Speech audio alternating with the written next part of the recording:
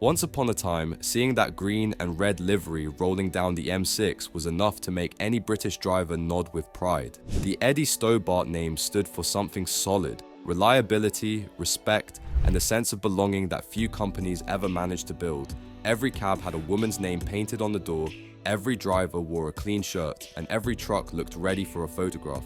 For decades, it was more than haulage, it was heritage. But that image, that gleaming, disciplined empire of the road, has faded. What's left of Eddie Stobart today barely resembles the powerhouse that once defined British logistics. Behind the paint and nostalgia lies a story of financial strain, constant ownership changes, and the slow erosion of what made it special. It all started with ambition. Edward Stobart, the son of a modest Cumbrian haulier, wanted to build a fleet that looked and behaved better than anyone else's. In the 70s and 80s, that dream became real. The trucks were spotless, the drivers trained to wave, and the name Stobart became a national symbol. It wasn't just about moving freight, it was about pride. A Stobart driver was the face of the company. Clean uniform, clean truck, professional attitude. Kids collected the names on the cabs like trading cards. The brand grew so strong that it became part of British pop culture. But pride doesn't pay bills forever.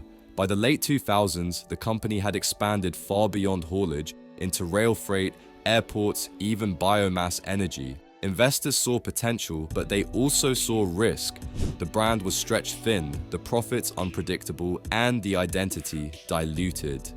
The Eddie Stobart Group split and re-merged more times than most drivers had hot dinners. Behind the scenes, ownership moved from family hands to private equity, and that's when things started to shift. The focus turned from drivers to data, from loyalty to spreadsheets. Efficiency reports replaced handshakes. The drivers, once the heart of the brand, became numbers in a system obsessed with cutting costs. The result was predictable. Morale dipped, and the magic began to vanish. Around 2020, the company nearly collapsed. Mounting debts, falling margins, and mismanagement pushed Eddie Stobart Logistics to the brink. A last-minute rescue came from the Cullinan Group, which took control of what was left. For the first time in its history, the Stobart name no longer belonged to the Stobart family. What survived was a corporate shell wearing a legendary badge. Today, the fleet still exists, thousands of trailers and trucks still rolling under the familiar colors, but the spirit behind them feels hollow. Gone are the named cabs, gone are the spotless uniforms, and gone is the pride that once set them apart. Many drivers say it now feels like working for any other logistics firm. The camaraderie, the discipline, the attention to detail, all replaced by targets, turnover, and tight margins. Financially, the decline hasn't slowed. Recent reports show millions lost in operating costs, vehicle lease expenses climbing, and revenue slipping year after year. The company once known for growth is now defined by survival. In 24, it recorded another pre-tax loss despite hauling nearly the same volume of freight.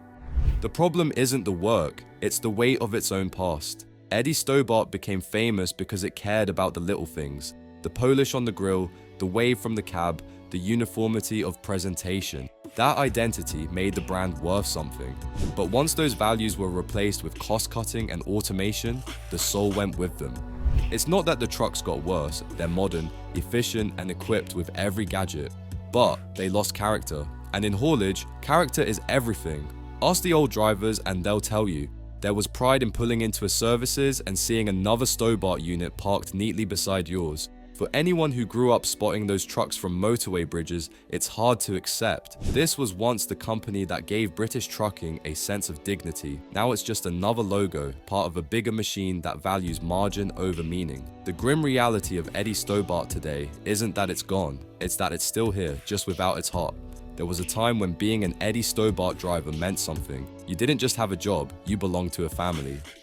You kept your cab spotless, your uniform pressed, and your pride intact. The company built its legend on that attitude, but that pride, the one that made the brand larger than life, has slowly been replaced by something colder, a numbers game where loyalty is an expense and heritage is just a trademark on paper. Under the ownership of the Cullinan Group, Eddie Stobart became part of a logistics empire, efficient, corporate, and distant. The trucks still wear the same green and red colors, but the magic is gone. Drivers talk about the change all the time. No more naming the cabs after women, no more sense of identity. The company that once turned lorry driving into a point of national pride now barely makes the news unless it's about losses. The latest financials paint a bleak picture: revenue falling, costs climbing, and profits nowhere to be seen. Rising fuel prices and leasing costs have crushed margins. The days of expansion, of rail divisions and airport terminals are long gone. All that's left is a trimmed-down business fighting to stay relevant in a world that's moved on. The truth is, Eddie Stobart didn't just lose money, it lost identity. The family values that once ran through every depot, every uniform, every handshake were slowly replaced with corporate targets and restructuring plans. When you build a brand around people and then forget the people, it's only a matter of time before it all starts to fall apart. You can still see the trucks on the motorway, and from a distance they look the same. But up close, they feel different. The polish is missing. The discipline that once defined the fleet has thinned out, the culture of respect. Eddie Stobart is just another logo on a payslip, a famous name attached to an ordinary job.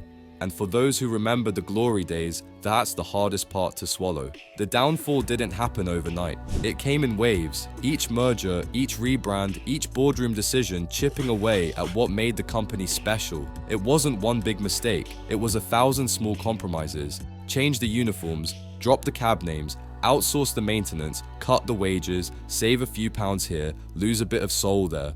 Until one day, the company that once inspired loyalty from drivers and admiration from the public had become just another cog in a faceless machine. Even fans feel the loss. There was a time when motorway bridges were crowded with truck spotters, kids with notebooks ticking off names like Emma Louise and Karen Ann. There were TV shows, calendars, fan clubs. The Eddie Stobart brand was a symbol of national pride, something uniquely British. Now, that excitement has vanished. You'll still see the colors, but not the story behind them. The brand that once united truckers and fans alike now barely holds their attention. Still, there's something haunting about those trucks today. You see one pass by, clean enough, efficient, silent, and for a second, you remember how it used to feel. The thundering sound of the old Scanias, the confident wave from the driver, the knowledge that this was a company built on respect. For a moment, the ghost of the past flickers through the noise of the modern motorway. Then it's gone again, swallowed by the blur of identical fleets. Eddie Stobart today is a brand surviving on reputation alone. The legacy is still there, but the heart that built it has stopped beating.